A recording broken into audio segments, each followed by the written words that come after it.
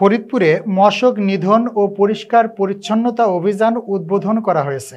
সুস্থ পরিবেশ, সুস্থ সমাজ ও সুস্থ জীবন এই স্লোগানকে সামনে রেখে ফরিদপুর পৌরসভার উদ্যোগে এ কার্যক্রমের আয়োজন করা হয়। প্রতিনিধি মাহবুব চিস্তি জানান, মঙ্গলবার 31 মার্চ বেলা 11টায় ফরিদপুর শহরের ঝিলটুলি সরকারি প্রাথমিক বিদ্যালয় মাঠ প্রাঙ্গণে আনুষ্ঠানিকভাবে এ অভিযানের উদ্বোধন অনুষ্ঠিত হয়।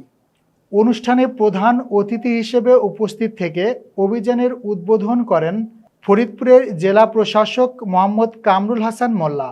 ফরিদপুর পৌরসভার প্রশাসক ও অতিরিক্ত জেলা প্রশাসক মোহাম্মদ সোহরাব হোসেনের সভাপতিত্বে অনুষ্ঠানে অতিরিক্ত পুলিশ super Shamsul Azam, civil surgeon doctor Mahmudul Hasan, Faridpur সদর উপজেলা নির্বাহী অফিসার মিসকাতুল জান্নাত রাবেয়া, ফরিদপুর মহানগর বিএনপির আহ্বায়ক AFM কায়ুম জঙ্গি, জেলা বিএনপির সদস্য সচিব AKM কিবরিয়া স্বপন, যুগ্ম আহ্বায়ক সৈয়দ জুলফিকার হোসেন জুয়েল, ফরিদপুর পৌরসভার নির্বাহী কর্মকর্তা তানজিলুর রহমান মিলন, ফরিদপুর পৌরসভার নির্বাহী প্রকৌশলী শামসুল আলম, ফরিদপুর প্রেস ক্লাবের সাধারণ সম্পাদক মাহবুব হোসেন পিয়াল সহ ফরিদপুর পৌরসভার কর্মকর্তা কর্মচারী এবং এলাকার গণ্যমান্য ব্যক্তিবর্গ উপস্থিত ছিলেন।